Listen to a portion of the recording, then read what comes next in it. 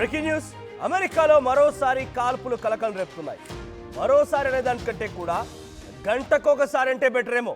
ఎందుకనంటున్నా ఈ మాట అంటే ఆల్రెడీ నిన్న నార్త్ కొరియాకు సంబంధించినటువంటి ప్రాంతంలో సౌత్ పోర్ట్ యాచ్ బేసిన్ దగ్గర ఒక పడవ అక్కడటువంటి ఒక ఫిష్ కంపెనీ రెస్టారెంట్ పైనకి రెయ్యమని దూసుకొచ్చింది.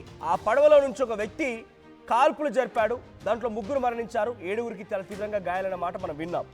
ఆ ఘటన నుంచి తేరుకోక మునిపే మరికొన్ని గంటల్లోనే, కొన్ని రోజులు కూడా కాదు, వెంటనే అదే నార్త్ కొరియా ప్రాంతంలో నిన్న సండే కావడంతో చర్చ్కి వెళ్ళారట కొంతమంది అక్కడ ఉన్నటువంటి స్థానికులు. సో ఆ చర్చిలోకి ఒక కారు తీసుకొని రెయ్యమని దూసుకొచ్చి ముందుగా ఫైరింగ్ ఓపెన్ చేశాడు. దాంట్లో ఘటనలో ఒకరు మరణించిన తర్వాత వెంటనే అదే వెహికల్ని తీసుకొని మళ్ళీ ఆ చర్చిని ఢీ కొట్టాడట. చర్చిని ఢీ కొట్టి ఆ కారుతో, ఆ ట్రక్తో తర్వాత ఆ చర్చ్ కూడా నిప్పంటించాడు. సో ఈ సంఘటన పరిశీలించిన తర్వాత అక్కడి పోలీసులు, స్థానికులు అంతా కలిసి ఆ వ్యక్తి ఎవరు దుండగుడున్నాడో వాడిని కాల్చి చంపినట్టు తెలుస్తోంది. సో ప్రస్తుతానికి చర్చిలో ఆ సమయంలో నిప్పెట్టిన సమయంలో కొన్ని వందలాది మంది లోపల ప్రార్థనలు చేస్తూ ఉన్నారు. సో వారందరి పరిస్థితి ఇంకా అధికారికంగా అటు అమెరికా ఎటువంటి విధంగా అధికారికంగా వెల్లడించకపోయినప్పటికీ వందలాది మందికి పైబడే ఆ చర్చిలో ఉన్నారు. నిప్పంటుకున్న చర్చిలో అనంటే మరణాల సంఖ్య చాలా దారుణంగా పెరిగే అవకాశం ఉంది.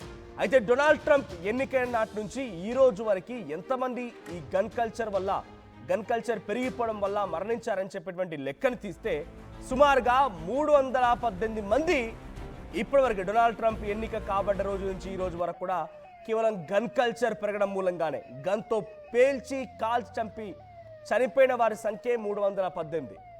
లోపలేం జరుగుతుందో తెలుసుకోలేని వాడు బయటకు వచ్చి మధ్యలో దరువులేస్తున్నాడు.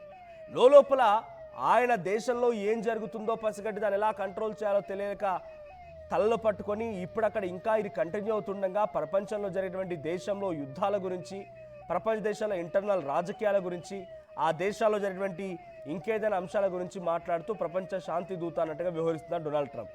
చూడండి, 318 మంది ఇప్పటికే ఈ గన్ కల్చర్ పెరిగిపోవడం మూలంగా మరణించారంటే డొనాల్డ్ ట్రంప్ యొక్క అధికారులు, అక్కడ సిబ్బంది, అక్కడ ఆయన పరిపాలన ఎలా ఉందో దానికి నిదర్శనమని చెప్పాలి.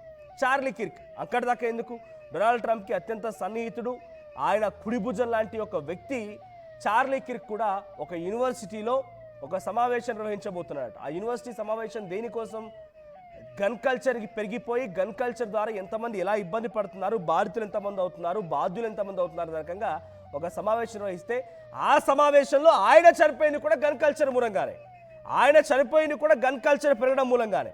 అంటే ఇక్కడ డొనాల్డ్ ట్రంప్ యొక్క వ్యవహార శైలి, డొనాల్డ్ ట్రంప్ యొక్క పటిష్టమైనటువంటి పరిపాలన ఎలా ఉందనే దానికి ఒక నిదర్శనంగా చూడాలి. సో ఇప్పటివరకు నేను చెప్తున్నటువంటి ఈ వార్తలో నిన్న నార్త్ కొరియాలోని మిచిగన్ ప్రాంతంలో ఒక చర్చిలో ఈ ఘటన చోటు చేసుకుంది. మిచిగన్ ప్రాంతంలోని చర్చిని ట్రక్కుతో ఢీకొట్టాడు. ఆ తర్వాత నిప్పు పెట్టాడు ఆ దుండగుడు. ముందుగా కాల్పులు జరపడంతో ఆ కాల్పుల్లో ఒకరు మరణించారు కూడా. మిచిగన్లోని బ్లాంక్లోని మోర్మాన్ చర్చి దగ్గర ఈ ఘటన చోటు చేసుకుంది. అయితే ఆ చర్చిలో వందలాది మంది అక్కడ సామాన్య ప్రజలు ప్రార్థనలు చేస్తున్నారు. ఆ ప్రార్థనలు చేసేవారంతా కూడా ఇప్పుడు నిప్పంటించడంతో అందులో చిక్కుకుపోయారు. అయితే అధికారులు ఇంకా ఎక్కడ కూడా దీనికి సంబంధించి అఫీషియల్ ఇన్ఫర్మేషన్ పాస్ ఆన్ చేయలేదు.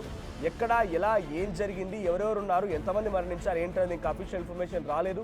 సో ప్రస్తుతానికి ఇక్కడ అమెరికాలో మనం ఈ వార్త చెప్పే సమయానికి అర్ధరాత్రి సమయం కావస్తోంది. సుమారుగా చీకటి పడుతున్న సమయం కాబట్టి ఇంకా అధికారులు ఎటువంటి విధంగా అంచనా రాలేకపోతున్నారు. ఇంకా సహాయక చర్యలు కొనసాగిస్తున్నామని చెప్తున్నారు. ఒకసారి కొన్ని విజువల్స్ ఉన్నాయి. అక్కడ చర్చిలో ఎటువంటి విధంగా నిప్పంటించాడు దుండగుడు, ఏ రకంగా కాల్పులు జరిపాడనేటువంటి ఆ విజువల్స్ చూద్దాం.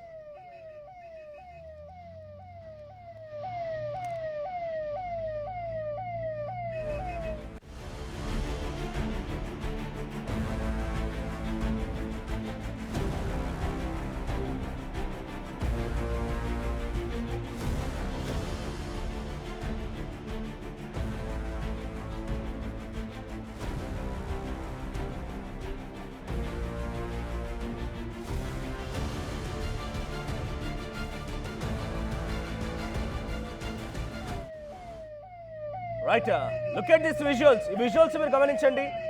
అటువైపున మొత్తం కూడా చెట్లు, పెద్ద పెద్దన వృక్షాలు ఉన్నాయి. ఆ చర్చ్ ప్రాంతం కూడా సుమారుగా ఆ డ్రోన్ విజువల్ మనం పరిశీలిస్తుంటే కనుక కొన్ని ఎకరాల్లో విస్తరించింది. ఆ చర్చ్ మొత్తం కూడా పైకప్పు మొత్తం నిప్పంటుకుంది. లోపల వారు లోపల ఉండిపోయారు. మరి దాంట్లో ఎంతమంది క్షతగాత్రులుగా ఉండిపోయారు, ఎంతమంది సజీవంగా దహనమైపోయారని ఇంకా అధికారికంగా ఎటువంటి సమాచారం లేదు. బట్ యాజ్ ఆఫ్ నౌ చుట్టూ మొత్తం అటవీ, ఇంకా ఈ మంటలు విస్తరిస్తూ ఉన్నాయి, మంటలు వ్యాపిస్తూ ఉన్నాయి, చెలరేగుతూ ఉన్నట్టుగా తెలుస్తోంది. యాజ్ ఆఫ్ నౌ ఈ వార్త చెప్పే సమయానికి అక్కడి అమెరికా మీడియా కథనాల మేరకి ఇంకా నార్త్ కరోలినా ప్రాంతంలోని ఆ మిచిగన్ ప్రాంతంలో బ్లాంక్లోని మార్మాన్ చర్చి ఇంకా కూడా అక్కడ మంటలు అంటుకొని ఇంకా చెలరేగుతూనే ఉన్నాయి. అయితే ఆ దుండగుడు ముందుగా ఒక ట్రక్కులో వచ్చి ఫైరింగ్ ఓపెన్ చేశారట. దాంతో ఒక వ్యక్తి మరణించాడు. ఆ ఫైరింగ్ ఓపెన్ చేయడంతోనే అంతా అలర్ట్ అయిపోయి అందరూ కూడా దాక్కునే ప్రయత్నం చేశారు. దీంతో ఏం చేయలేక డైరెక్ట్గా అందులో ఉన్నవందరినీ కూడా చంపాలనుకున్నాడేమో తెలియదు, కానీ డైరెక్ట్గా ట్రక్కుతో ఆ చర్చిని ఢీకొట్టి ఆ తర్వాత నిప్పంటించాడట. సో నిప్పంటించే సమయానికి ఆ చర్చిలో కొన్ని 100 మందికి పైగా అందులో ప్రార్థనలు చేస్తూ ఉన్నారు. సో అయితే అదే నిప్పంటించిన క్రమంలో చుట్టూ కొంతమంది స్థానికులు కానివ్వండి, పోలీసులు అక్కడ చేరుకొని ఆ దుండగుడిని కూడా కాల్ చంపినట్టు తెలుస్తోంది. సో ప్రస్తుతానికి ఆ దుండగుడు ఎందుకు ఈ రకంగా చేయాల్సి వచ్చింది, ఎందుకు టార్గెట్గా చేశాడు అనేది మాత్రం తెలియలేదు. బట్ యాజ్ ఆఫ్ నౌ ఈ 2 రోజుల్లోనే, కొన్ని గంటల వ్యవధిలోనే సుమారుగా 4 మరణిస్తే 17 మందికి చాలా తీవ్రంగా గాయాలయ్యాయి. అయితే రీసెంట్ డేస్లో ఈ సెప్టెంబర్ మంత్లోనే ఎటువంటి ఘటనలు చోటు చేసుకున్నాయి కొన్ని మీకు వివరంగా మళ్ళీ చెప్పే ప్రయత్నం చేస్తాను. నిన్న 28th రోజు ఒక చర్చిలో ఒకరి మరణానికి కారణమవడం, ఇంకా ఈ మరణాల సంఖ్య పెరిగే అవకాశం ఉంది. సుమారుగా 10లో ఉండొచ్చు, సుమారుగా 100లో ఉండినా కూడా ఆశ్చర్యపోవాల్సిన అవసరం లేదు. బికాజ్ ఆ చర్చ్ పైకప్పు ఎలా నిప్పులు రగులుతోంది, అక్కడ ఏ రకంగా దట్టమైన పొగలు కమ్ముకున్నాయో మనం చూస్తుంటే ఆ చర్చ్లో ఉన్న వారి పరిస్థితి ఏంటో మనం అర్థం చేసుకోవచ్చు. సో సుమారుగా ఆల్రెడీ ఒకరు మరణించారని అఫీషియల్ ఇన్ఫర్మేషన్ ఉంది. ఇంకెంతమంది మరణించారని ఇంకా తెలియడం లేదు. ఇంకా మరణాలు సంభవించే అవకాశం కూడా ఉంది. సో నిన్న నార్త్ కొరియాలోని మిచిగన్లోని బ్లాంక్లోని మోర్మాన్ చర్చ్లో ఈ ఘటన చోటు చేసుకుంటే, అంతకంటే ముందు రోజు సౌత్ పోర్ట్ యాచ్ బేసిన్ దగ్గర ఒక దుండగుడు పడవలో వచ్చి అక్కడ ఫిష్ కంపెనీ రెస్టారెంట్ పైన దాడులు చేసి అందరినీ హతమార్చే ప్రయత్నం చేశాడు. దాడుల్లో 3 మరణించారు. సో మిగిలిన వారందరికీ కూడా తీవ్రంగా గాయాలయ్యాయి. సో అక్కడ 3 మరణాలు సంభవించాయి, 8 మందికి చాలా తీవ్రంగా గాయాలయ్యాయి. సెప్టెంబర్ 25 అంటే ఒకరోజు ముందు, నిన్న మొన్న అంతకంటే ఒకరోజు ముందు 3కి చాలా తీవ్రంగా గాయాలయ్యాయి. డల్లాస్ ఫీల్డ్ ఆఫీస్లో ఒక రూఫ్ టాప్ పైన ఇమిగ్రేషన్ అధికారులు, కస్టమ్స్ ఎన్ఫోర్స్మెంట్ అధికారులు తనిఖీలు చేస్తుండగా అక్కడ ఫైరింగ్ జరిగింది. ఈ ఘటనలో 3 మరణించారు. ఇక సెప్టెంబర్ 20న లౌసియానా దగ్గర 150 మంది పబ్లిక్ పైన చాలా దుర్మార్గంగా దాడి చేశాడు ఒక వ్యక్తి. సో దాంట్లో 6 మరణిస్తే 8 మందికి చాలా తీవ్రంగా గాయాలయ్యాయి. సెప్టెంబర్ 17న కూడా ఒక పెన్సిల్వేనియా దగ్గర గృహ నిర్బంధానికి సంబంధించి, లేకపోతే అక్కడ వారిని ఇబ్బందులకు గురి చేసేందుకు గాను అక్కడ ఇన్వెస్టిగేషన్ కోసం వెళ్ళినటువంటి పోలీసుల పైన అక్కడ నిందితులు కాల్పులు పాల్పడితే 3 పోలీసు అధికారులు మరణించారు. డిసెంబర్ నిందితులు కూడా పోలీసులు కాల్ చంపేశారు. సో దీంతో 4 మరణించారు. ఆ తర్వాత 2కి చాలా తీవ్రంగా గాయాలయ్యాయి. సో అంతకంటే ముందు సెప్టెంబర్ 10న ఎవర్ గ్రీన్ హై స్కూల్ దగ్గర కూడా ఇదే రకంగా మాస్ షూటింగ్ జరిగితే అక్కడ కూడా 1 మరణించారు, 2కి చాలా తీవ్రంగా గాయాలయ్యాయి. సెప్టెంబర్ 9న ఇండియా బేసిన్ దగ్గర కాలిఫోర్నియాలో ఇదే రకంగా కాల్పులు జరిగితే 6 మరణించారు, 12 మందికి చాలా తీవ్రంగా గాయాలయ్యాయి.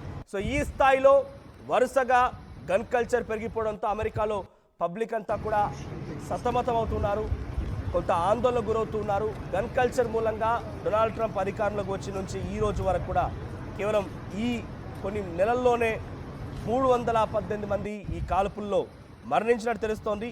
ప్రస్తుతానికి చర్చ్ ఘట్టంలో ఇంకా మరణాల సంఖ్య పెరిగే అవకాశం ఉంది. ఒకసారి చర్చ్ విజువల్స్ చూద్దాం. సో గన్ కల్చర్ పెరగడానికి కారణం ఏంటి, మీ అభిప్రాయాన్ని కామెంట్ చేయండి.